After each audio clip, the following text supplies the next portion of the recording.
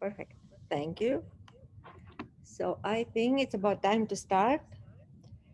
And what I want to do today is to give you some more information about the Smith chart.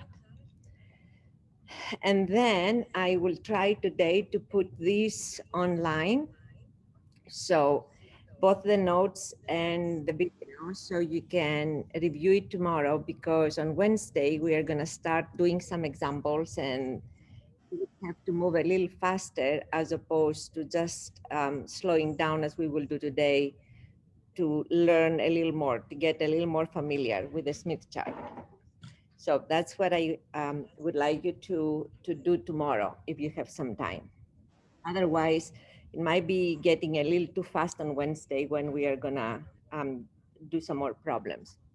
So here, let me in fact just move this out of there. Okay, so I can write. This is the Smith chart that I have placed also on on Canvas, and you can download it. It's the best that I found online. I believe you can read everything very well. It's not fuzzy as the other one, and that's what I have used for other classes. So we are going to use this one. So my advice will be to download it and either print it and use it. If you want to print it and use it on paper, then you need to have a compass and you need to have a ruler. Otherwise, you're not going to be able to solve the problems. You need to be a little accurate, when you draw lines and then circles. Otherwise, you can use this, you can upload it as an image, put it in a PowerPoint and do, circles and lines, and that will be good enough. Okay, now I would like you in this particular graphs to show you something that we have not seen in the previous one. And that is at the bottom of the graph. Now, look at the numbers start, well, before we go to the numbers, look on the left side to see what it reads, what it says. I will increase it so you can see. The first line says SWR. We're not going to bother with this right now, but we are going to hear about it like in the next few lectures. The second one says return loss. Don't worry about that. Below return loss, it says reflection coefficient P. That means the reflection coefficient when you calculate power. So we're not going to worry about that either now. And then we are going to focus on this one that says reflection coefficient E or I. In this case, E, they mean voltage, all right? Because E comes from, results or comes from a voltage, a potential different, a difference in the potential between 2 points. And so when you see E, that implies V. So reflection coefficient, the one which is the gamma we have introduced. So the line here, which I will also color, is this one. This is the part of the line from the center to the left that we are going to be using to calculate the magnitude of the reflection coefficient. All right, so this line here is going to give you the magnitude. Let me see. Okay, magnitude of gamma. All right, so before we go and decide what we're going to do now with this number or with this scale, I would like to set up a problem for as an example, and it's going to be here. So that is going to be example 1, and it says the following. It's going to be a transmission. So example 1. So we have a transmission line,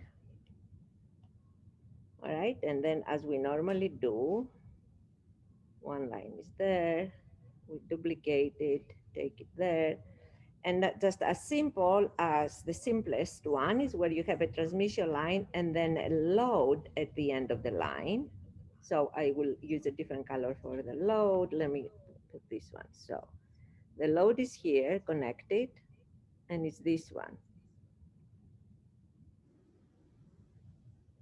And I will call that Z Isabel, as we normally do. And then on this other end, I'm gonna have a source.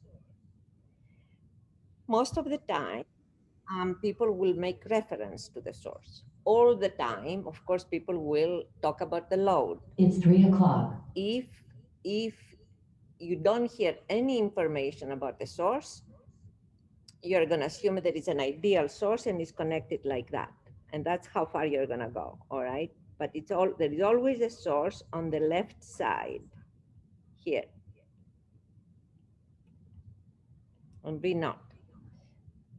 Even if we don't talk about it, that's where it is, somewhere at the end of the line. And here, also to remind you, we have at this point, it's z equals 0, all right? This is the point z equals 0.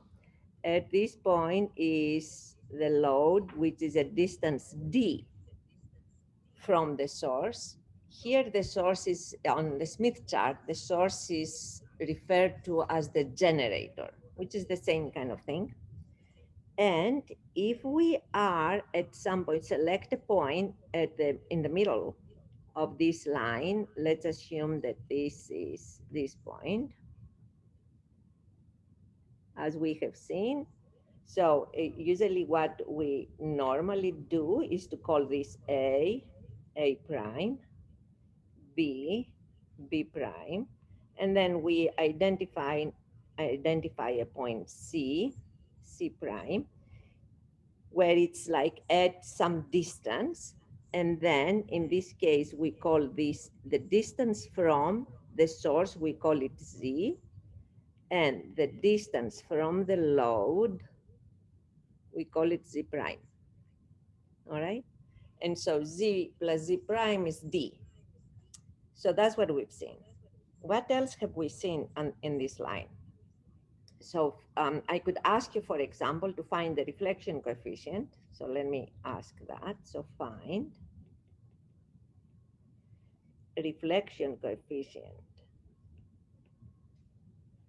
at Z prime to be equal to 0.1 lambda, assuming the following,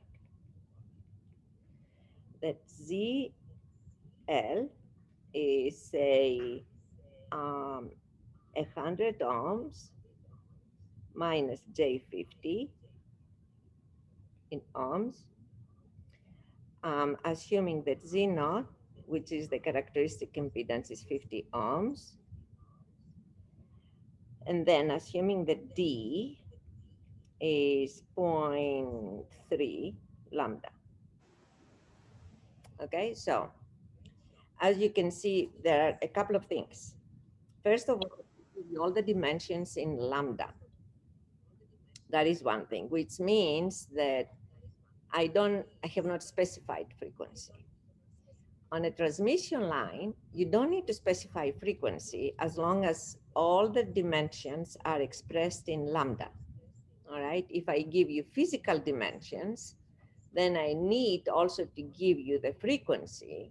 So you can find lambda from the frequency, and then from there, you normalize all of the dimensions in lambda. So on the Smith chart, you need to have the distances, the dimensions normalized in terms of lambda, and all of the impedances normalized in terms of the characteristic impedance.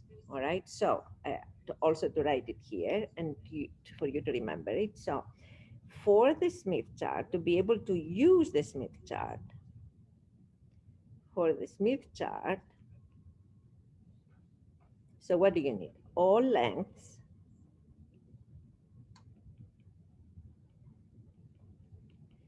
in lambda, in wavelengths,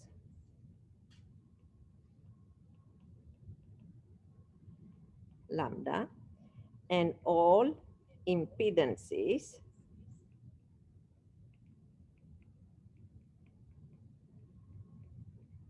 normalized with respect to Z naught.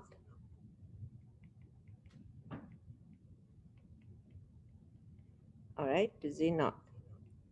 These are two very important things.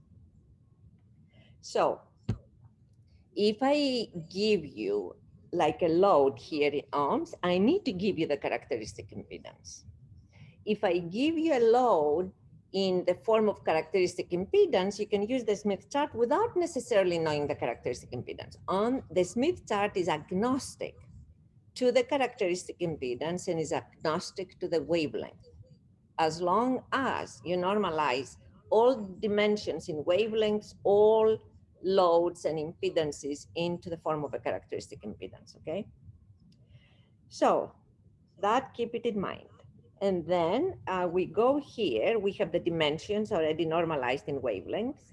So now we have to normalize impedances. So number one, so here go to solution. So the first thing that I do is normalize,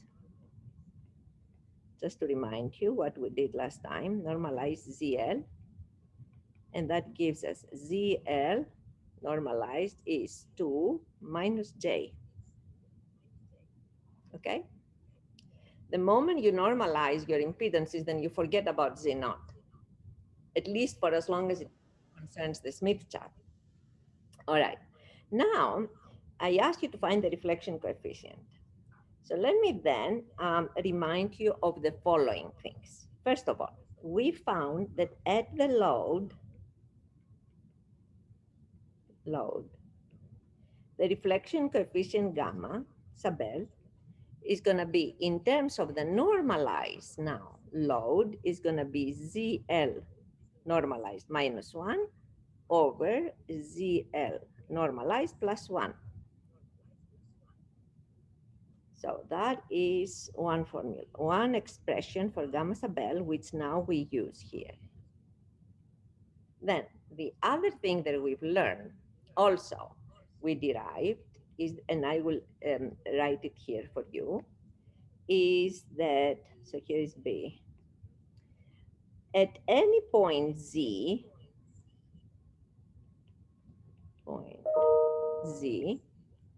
we have the following.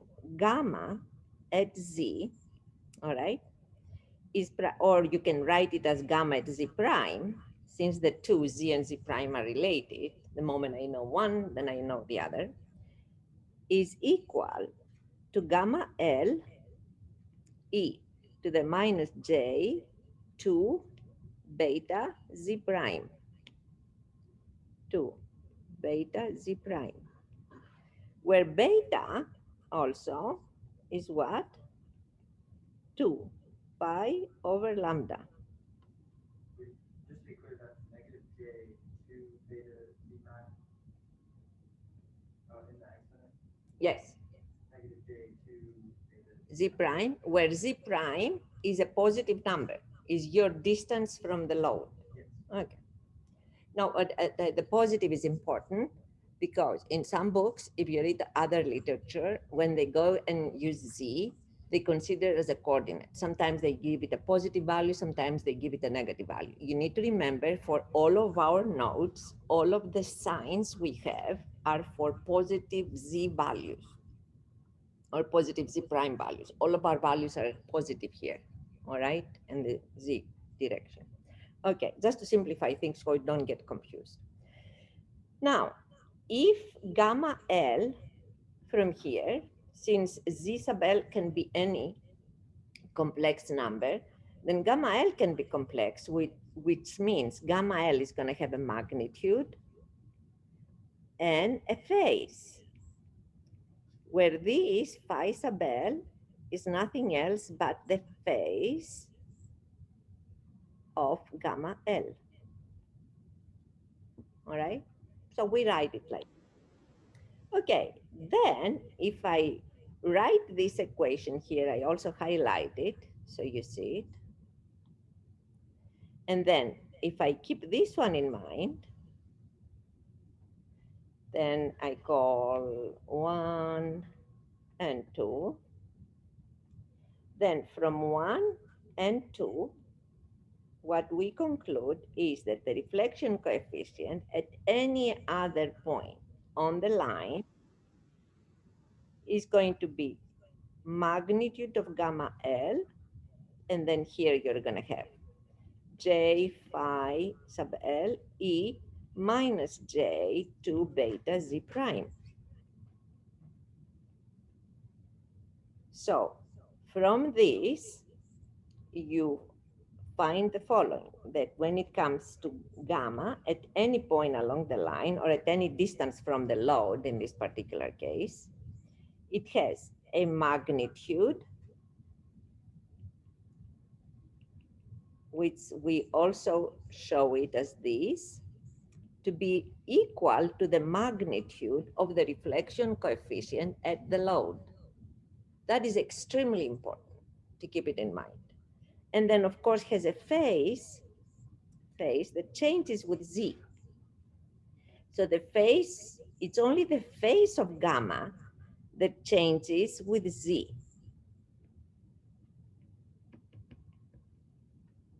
Or Z prime. And that phase of gamma is equal to phi L minus 2 beta Z prime. Of course, the J we don't include when we talk about phase, all right? Okay. That is extremely important because look at this one. What does that tell you? That tells you that anywhere on the line, the magnitude of the reflection coefficient is constant, is the same for all points, and it is equal to the magnitude of the reflection coefficient. I'm sorry, I have you at my back. Is the magnitude of the reflection coefficient at the end of the line, at the load.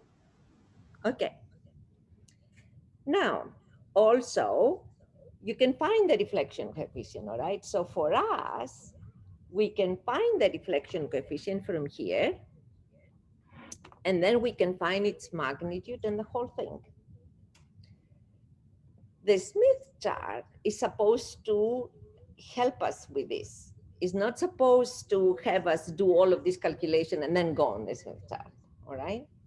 So I will do two things so you can understand how we are going to use the Smith chart. First of all, I will start with the given magnitude, which I will calculate here, even if you don't have to. I will show you how you will not do it. But here at this point, since we've been this far, I will calculate it. So let's look at gamma sub L.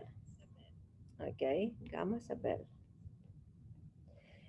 And that one is normalized 2 minus j minus 1 over 2 minus j plus 1.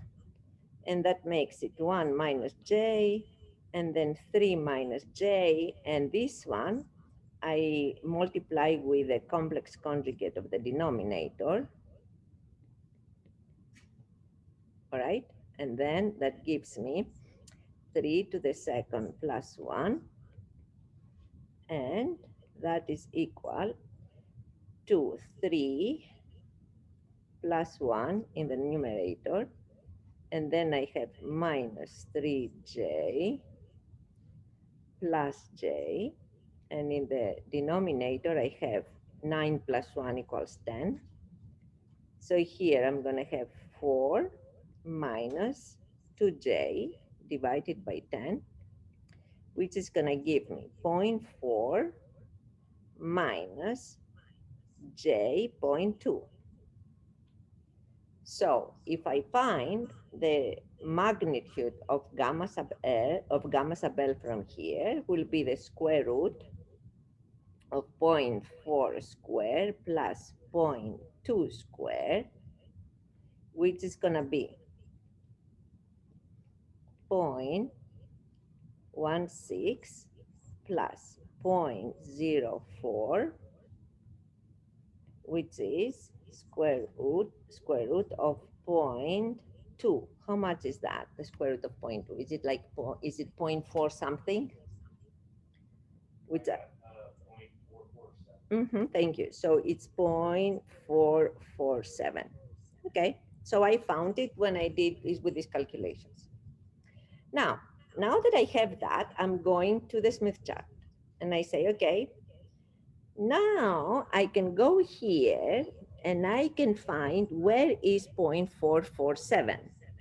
So now what I will do, I'm gonna use this and then I'm gonna go from the beginning and I'm gonna write a line, straight line, then it's gonna get me here. And if I go even further and I do this, so here it's 0.447. So I found, I went um, to this line, the scale, and I found this is a linear scale for gamma. I found the value of 0.447. Then what do? Then I go from here, always. The moment you use this scale, you always then write a vertical line that is perpendicular to the axis of the Smith chart, and it starts at that point that I have shown you, 0.447. So I'm gonna write this, okay, line.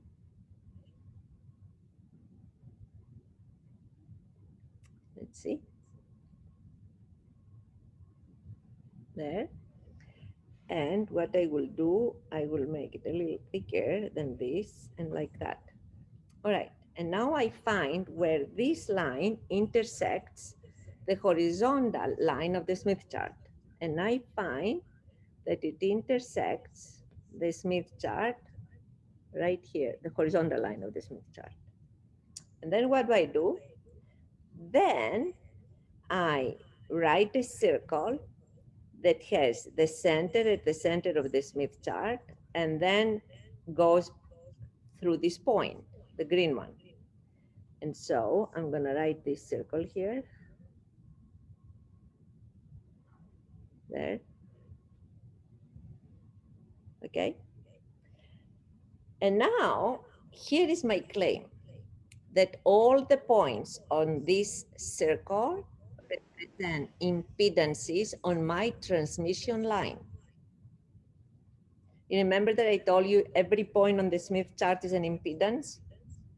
All right, last time when we talked, every point on the Smith chart is an impedance.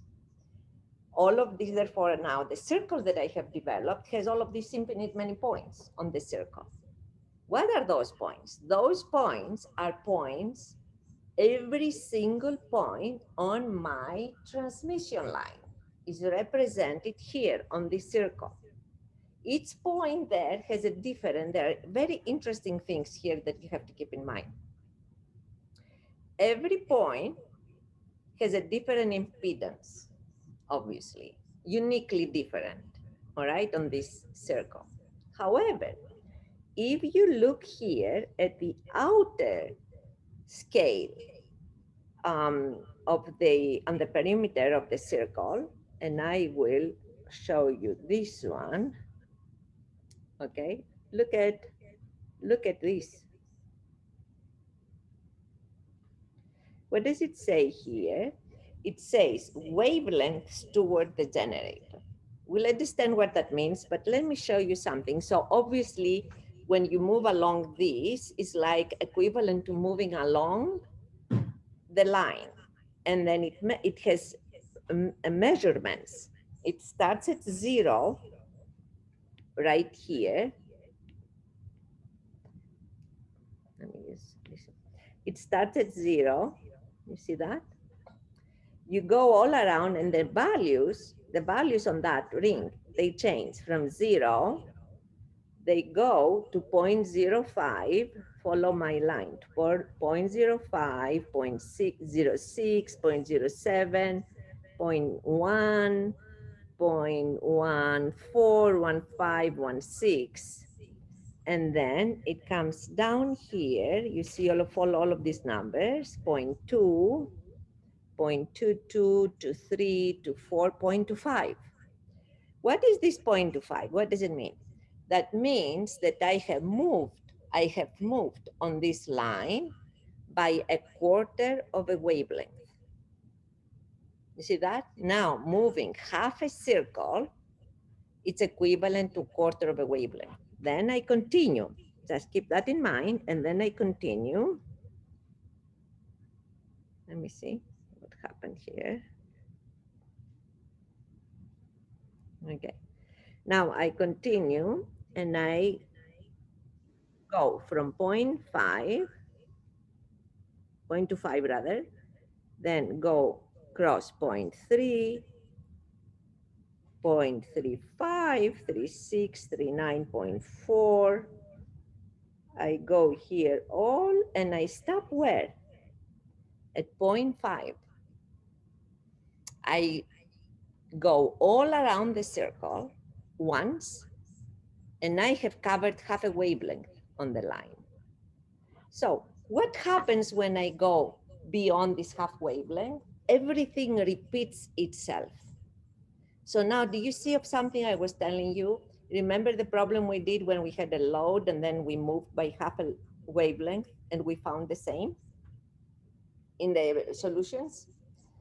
So what happens is, as you move by half a wavelength, then your traveling across the Smith chart repeats, which means that every half a wavelength, all of the impedances of the line repeat themselves. And so you go from 0 to half a wavelength and you cover the whole Smith chart. All right, you find each impedance you find from 0 to half a wavelength is unique. And then you start again from half a wavelength, and as you travel towards one wavelength, you repeat the same. It's like you go in a ring, all right? Half a wavelength, one round, one loop. Another half wavelength, another loop. You repeat the same thing. So every half a wavelength, the impedances of the line repeat themselves. All right, so if you have an impedance here, and then you want to go half a wavelength later and see what happens, you have the same impedance. All right, that's what it means. Wherever you are on the line, that happens. All right. Now, the other interesting thing, of course, is that all of these impedances have the same reflection magnitude of the reflection coefficient. All right, which magnitude, how you find it, if you know any of this, like if you know your load, which is an impedance of your line, is like the impedance at the end of your line is the load. So instead of me calculating the reflection coefficient the way I did, I can find it from the Smith chart. How would I do it then? I gave you the load, all right? I found also that the normalized load is 2 minus J. So I'm gonna go and find it. I'm gonna go and find Isabel on the Smith chart. So now I'm working in the reverse way to go from the load to calculate gamma without doing any calculations on paper, just from the Smith chart. So I'm gonna go and find my load. The load is 2, so I have to find the circle, the resistive circle that goes through 2, which in fact is, let me see, I will use this one. It's this one. The circle that goes through 2. Yes, okay. It's this one.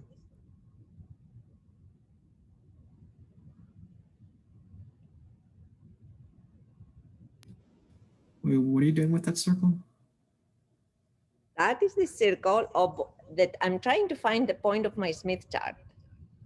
And to find 2 minus J, which is my load, I have to find first of all, the circle of all of the constant resistance, as we call it, circle that corresponds to 2. All of the points on the pink circle have the same resistive part, which is 2, normalized. Okay? Now, all the points on this circle have the same normalized real part, which is 2. but only one point on this circle will have an imaginary part, which is minus j. How am I going to find this? Then I have to find the circle that corresponds to minus j. Minus j, if I remove the j, there's no j here, it means minus 1. The lower part of the Smith chart is all negative values. Do you remember I told you that last time? The upper half positive, reactive, the lower part negative. So I'm going to go to the lower part, and then I'm going to find a purple circle that goes through 1. That's where I'm reading 1. So here I'm going to go and draw this. All of the points on this purple circle, which I have only shown a portion of it, have a reactive value of minus j. So the intersection between the pink circle and the purple one give me my load. So if I go now and here and identify this point, then I can tell you that this point here is my load. Now, I'm not going to do all of this circle. That's what I said. You have to familiarize yourselves with the circles, because we're not going to do all of these circles to solve a problem. It's just the beginning, all right? We are not going to do all of this. We're just going to go and find one circle, find the other, and then identify the point. So I want you to go home and then get your Smith chart and just identify points on the Smith chart. Give yourselves all kind of examples. You know, this is just to become familiar with this. So it does not take you 5 minutes to find a point. All right? Okay, so this point here is my load. This point here is my normalized load, which in fact is ZL normalized is 2 minus J. Okay? And obviously I have not been good with my 2. I'm not a bit good with my line here. So because this circle should have gone through this one.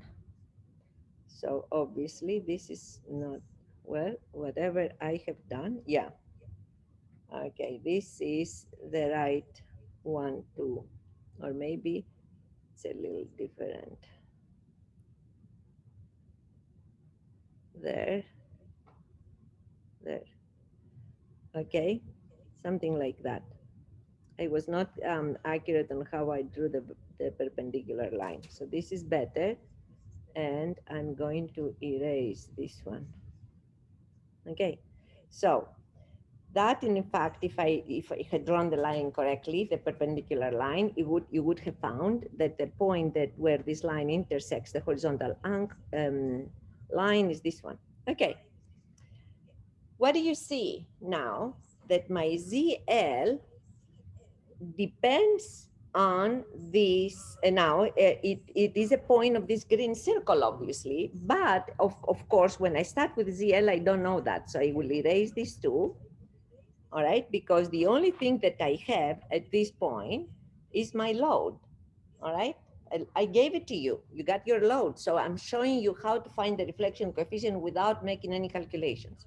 Then what do? I write a circle that has the center at the center of the Smith chart and goes through the load, this point.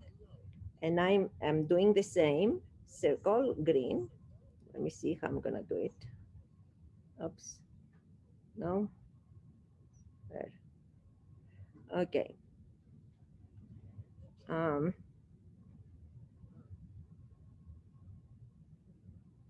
There, and then we'll fix it.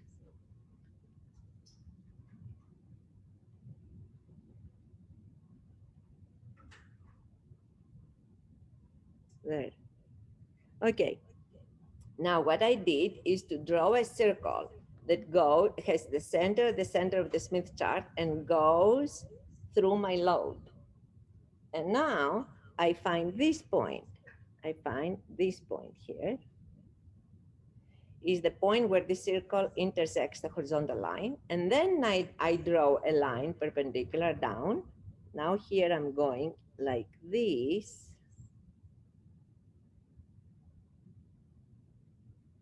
And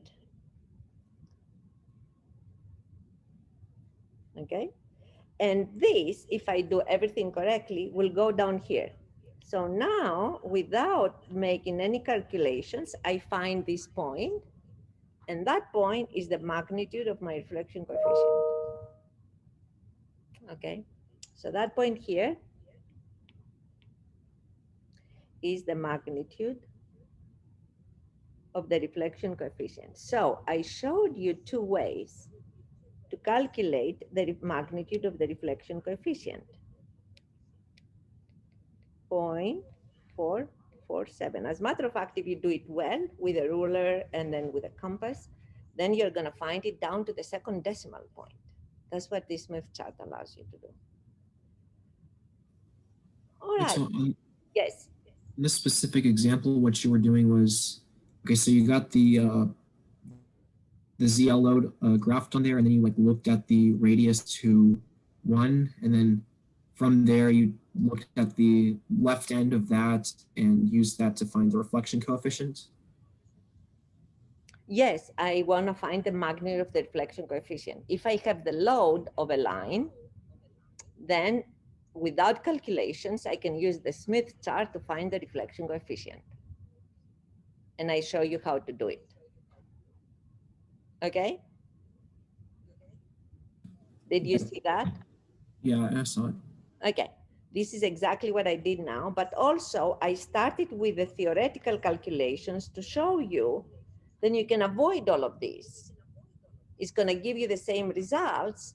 And then as I told you, remember that the Smith chart was introduced when people did not have calculators. To get the square root at the time, they had a ruler. Have you ever seen those rulers? They are in the museum. I was given one when I was a freshman, but we never used it, obviously. But it was a ruler that could get you square roots and logarithms, because people did not have computers. I mean, how can you design a circuit without a computer? How would you get a square root?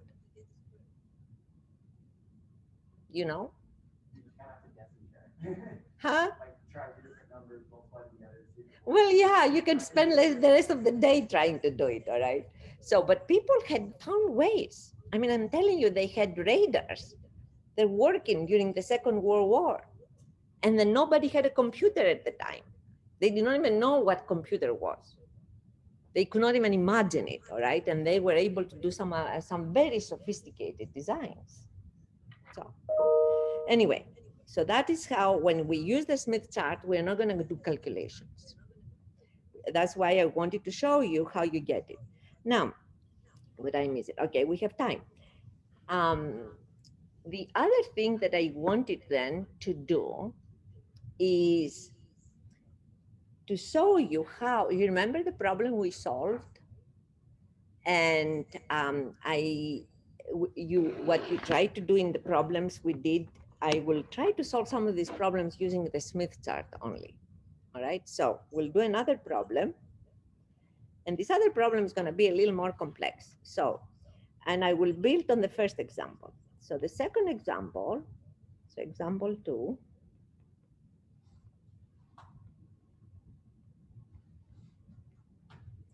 will be to have the same as before.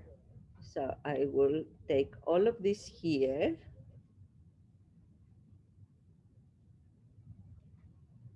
And then I'm going to ask you to do something different. Then I would like you to find the input impedance in the beginning of it, like next to the source. All right, I would like you to find the input impedance at AA prime. So now I'm saying find, where's that? Oh.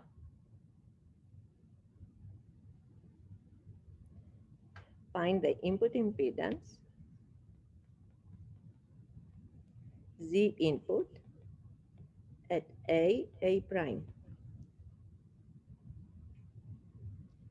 So to find the Z input at AA prime, I have to move.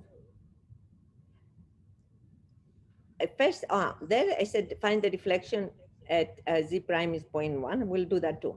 But find find the magnitude of the reflection, I would say.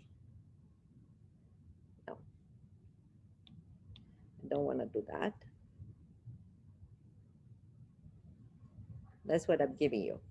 So find ZAA prime at the source. Okay, so now I'm going to my Smith chart. I'll take this, copy it, and then I'm going here because I will erase some things. Paste. Okay, so now I will do the following. I will remove, I will remove this circle and this one. I don't need this. And I know that this is ZL. So I'm gonna put it there and I will remove this line. And then I would put there ZL.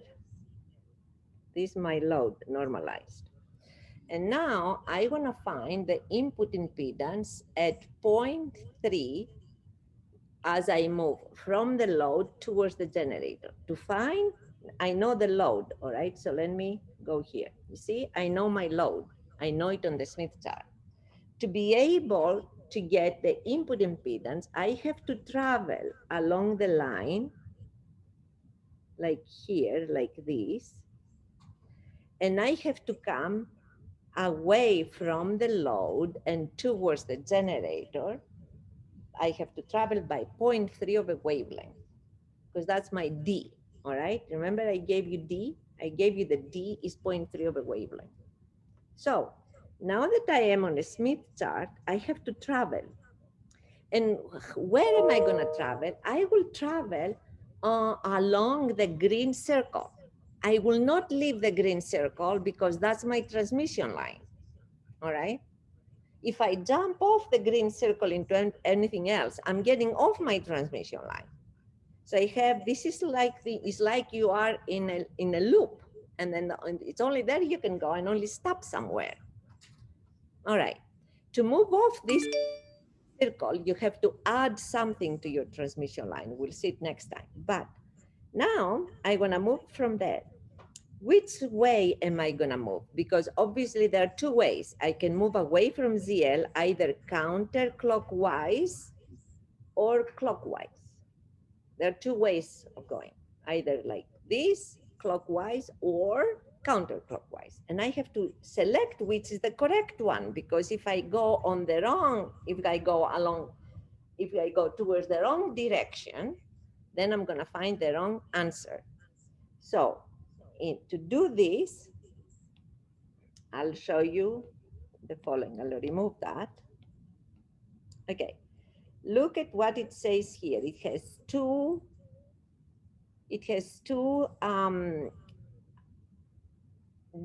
different pathways. One is the yellow one that says towards generator and then shows this direction. And there is another one that says towards load, and this one is that direction. Okay, so since I'm moving from my load and then I go towards the generator, I can only move clockwise. You see that? I can only move clockwise. I cannot go the opposite direction. It's going to give the wrong result. So I have to move on the green circle, but clockwise. So practically, usually the way I move on a circle, so I can see it, I will use a different color. And then here is how I show how I move. All right. This is how I move on a circle. That's what I do it myself. And then, however, I cannot just move. Where am I going to stop? That's the question. I have to stop at 0.3 wavelengths away. How am I going to measure my distance from ZL to the source, all right? So how we do it is the following. We write a line, and then I will write it. I will do the line with this one. We connect ZL to the center of the Smith chart. Oh, okay. We connect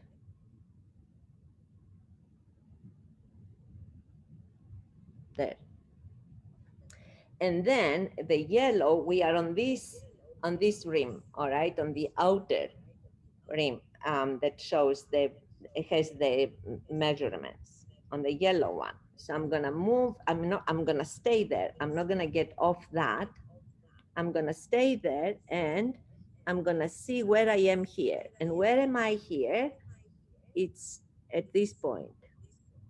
Let me see, do that, okay. Get out of the way, this one. And this point says, if I read it, it's 0.28. 0.28 is here. I go from there, get out of there, 0.28, and then this is 0.288, 0.27. So I'm gonna write here that I am at the point, let me do this.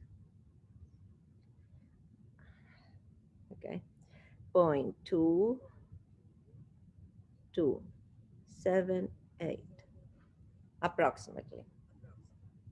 But I'm accurate down to the third, almost to the third digit. See, that's what it is. So that is, you keep that. I have to move by 0.3. If I add to this 0.3, all right, it's gonna make it 0.578. I have to move on this circle until I find the point on the same rim, 0.5. 0.5 is here, but then I have to move another 278. So from 0.5, another 0.078. So I'm going 0.078. It's here. All right, that is that from 0.278 that I go through 0.5 plus another 0.78. So this is the 0.578. Even if it only shows the 0.078, you remember, because it repeats itself, all right? Okay, so now I connect also that point to the center of the chart. So I'm developing a line and also the style, this. And then I'm finding which point, this one. Oops.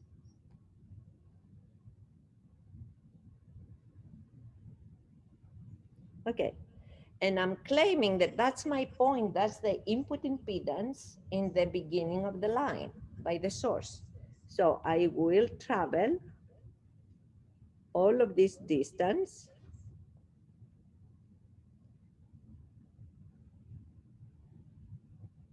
until I find this other point. And then we can calculate it to see what exactly that we are correct. So this point. This is, I claim, Z in at A prime. Let's now read where it is. So the real part, you remember, I told you that you need to get comfortable reading it. So the real part, I will do this for you now. You go down here and it's close to this is 5.48. So for Z input, A prime, the real part is 0.48. All right? Yes, 0.48, the real part. And the imaginary, I go here.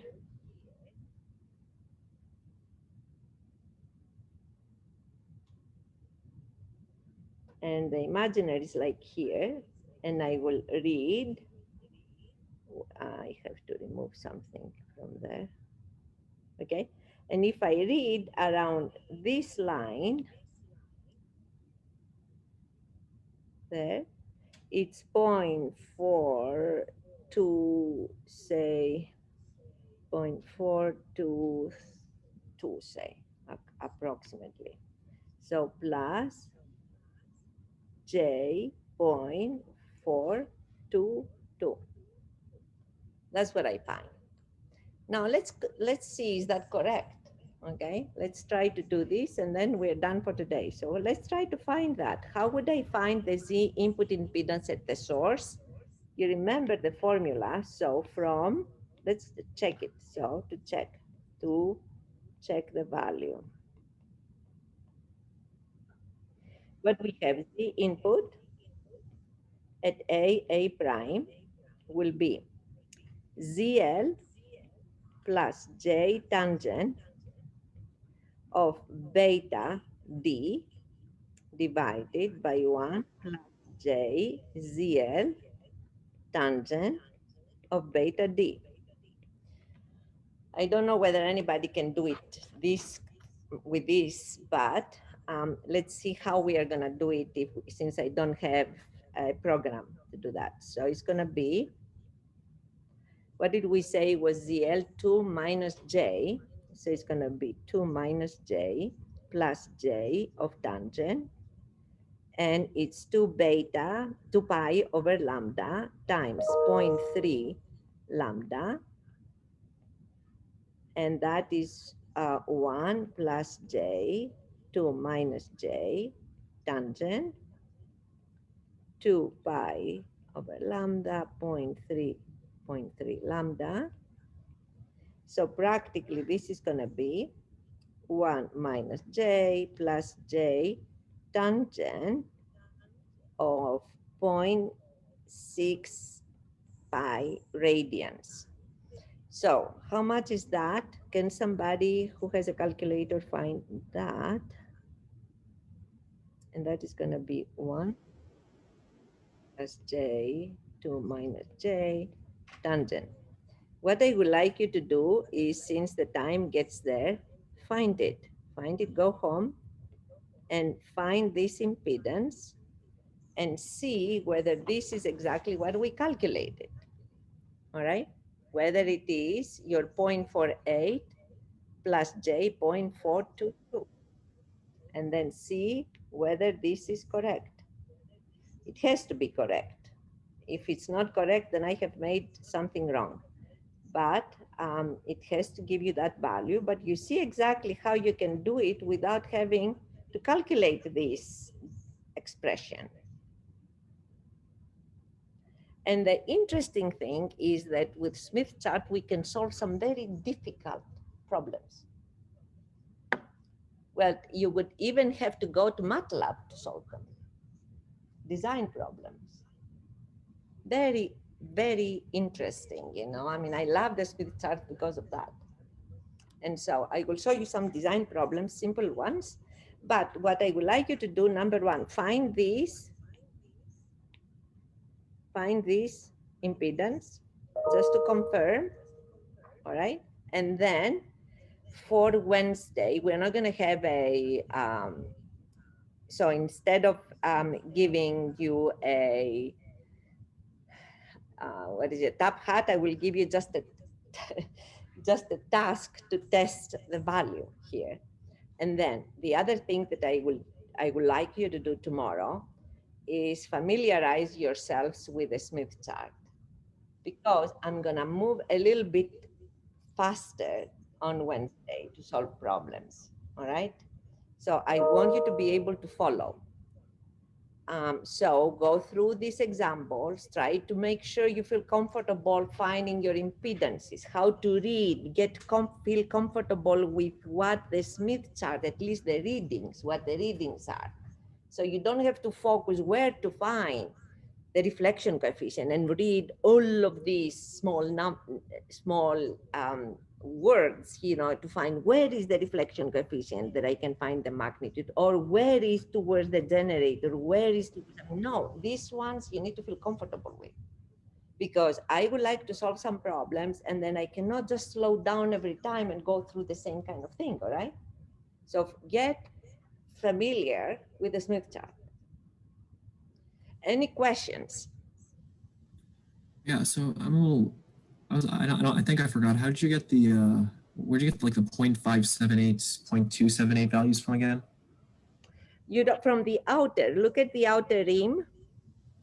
the place where the line, the red dotted line intersects, you see 0.28? You see 0.28? Yeah. And 0.29? I calculated, I look at how it is divided, and I said 0.28, and then it's 0.282, 0.284, 0.286, 0.288, so I assumed 0.278. I may not be accurate enough, all right?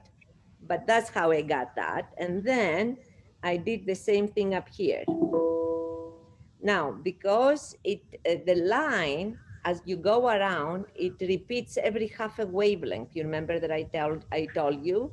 So as you go from 0.278, you continue along this rim down, you're gonna cross 0.5, which is this red circle.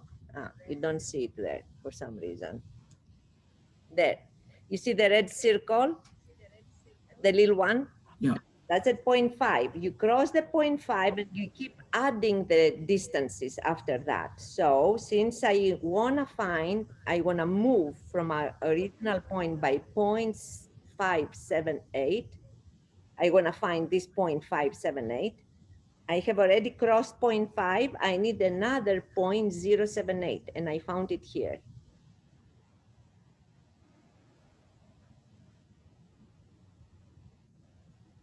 Okay? And that's the point where I have to stop. So you were adding half a wavelength, or how does that work? No, I'm starting at 0.278. You see, that's my starting, Yeah. and I have to move by 0.3. So if I start at 0.278 and I need from there to move by 0.3, where am I going to find myself? Yeah. Okay. Pi 0.578. Yes, exactly. And that's where I'm looking for that point. And then the 0.278, you got that by going from looking at the line. If you go from 0 to the point of the impedance where it goes out of the circle. Yes. Okay. And then you use those values to get the input impedance. How did you do that again? So then I connect 0.578 with the center of the Smith chart, and I find the intersection of this line, and the green gives me Z input at AA prime. And then that is the input impedance. That's where it is. And then I'm just reading off the Smith chart about the real and the imaginary part. Okay. Okay. Get familiar with those. Get familiar of reading, of moving on the Smith chart and reading the impedances. Okay. Yes. It's very, I mean, it's not simple in the beginning, but it's the same one thing. Just do a number of examples, and there is also a discussion in your book on how to do this. But I think by just doing what I have shown here from last time as well, and today, you should be able to just familiarize yourselves. You will see me doing this many times, and then you will do it through your homework also. But you need to be familiar while I'm going through, so you don't get stuck in one point and then I'm down, in my explanations. So for Wednesday, I'm talking about. Okay. Any other questions?